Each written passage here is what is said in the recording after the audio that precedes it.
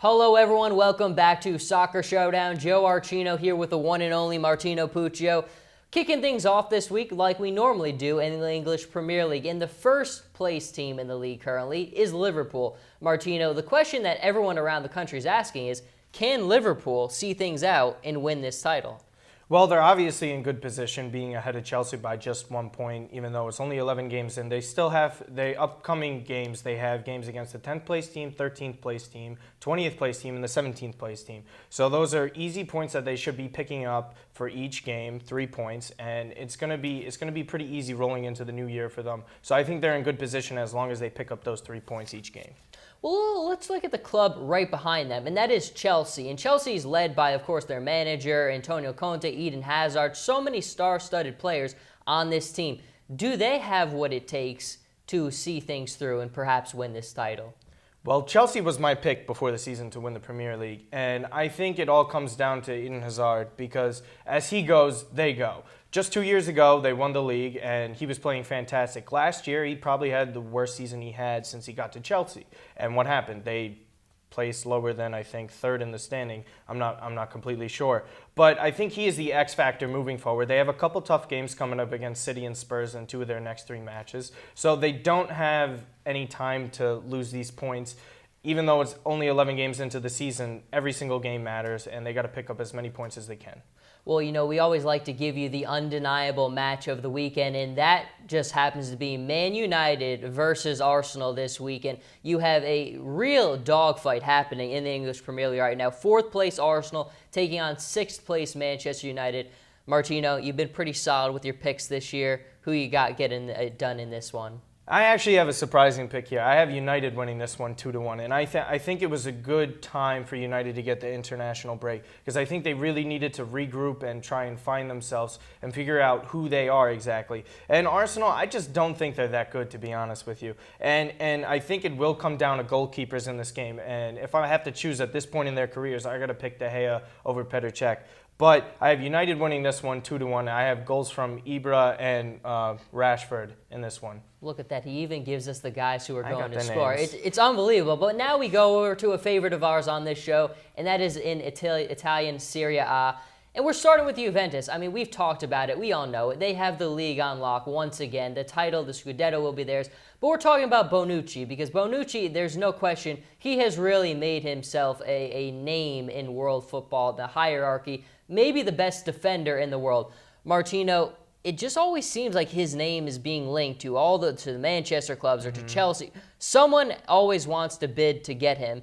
Is it finally happening, though? Will he finally be sold by Juve? See, that's the interesting thing because you can't really tell because Chiellini's had injury problems the past couple of years. Barzagli just dislocated his shoulder, so they're kind of short on the bench right now. They have Daniele Rugani, who they assume is going to be taking Chiellini or Barzagli's place for the future, and they have Benatia, who they got from Bayern, who they have the right to buy in the summer. So they have guys in depth, but when you look at it going forward, one of their bigger holes for the future might just be their defense because Buffon only has a few years left, and I mean the defenders are getting older, like I said, with Barzagli and Chiellini. So I don't think they have much breathing room, considering when you got teams like Inter and Milan who are assuming that they're going to be spending more money in the coming transfer markets. So at the end of the day, I think he won't be sold unless it's a staggering offer, at least around like 70 or 80 million pounds.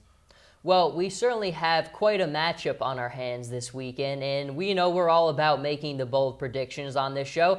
So let's go to the Derby Di Milano. We have AC Milan. We have them taking on their eternal rivals in Inter Milan. And both clubs have obviously gone in completely different directions this year. AC Milan in 3rd place, Inter Milan in 9th place.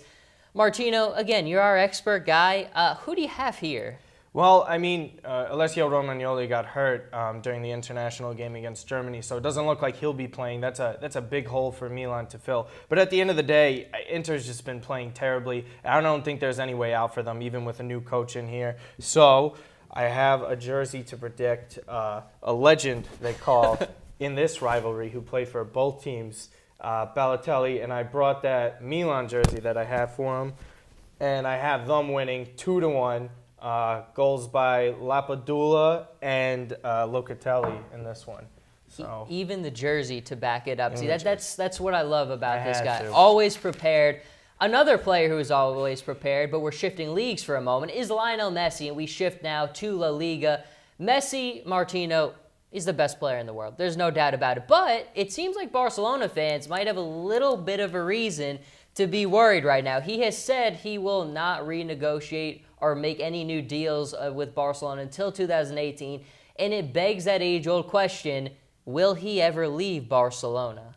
I honestly, no. There's not a chance he's going to leave. And I think he said this multiple times over the years, that he was brought up from Barcelona since he was a young boy back in Argentina, and they gave him his medication because he had stunted growth. And they brought him up as a man, and he's been there since before he was even a teenager. So all he knows in his adult life is Barcelona. So it is so difficult to just see him leave. And I know we're living in an era now that players come and go from clubs, but I think he's in that category with Maldini, Totti, and even Ryan Giggs, where they just play on one club his whole career. I think he's going to retire before he even leaves Barcelona. So I think everyone just needs to relax back in Barca for many years. You heard the man, just relax, but a huge matchup this weekend that really might end up determining the fate of the league. Atletico Madrid taking on Real Madrid, and this one is always massive in every single way. Martino, you have first place Real Madrid taking on fourth place Atletico. Who do you have coming out on top of this one?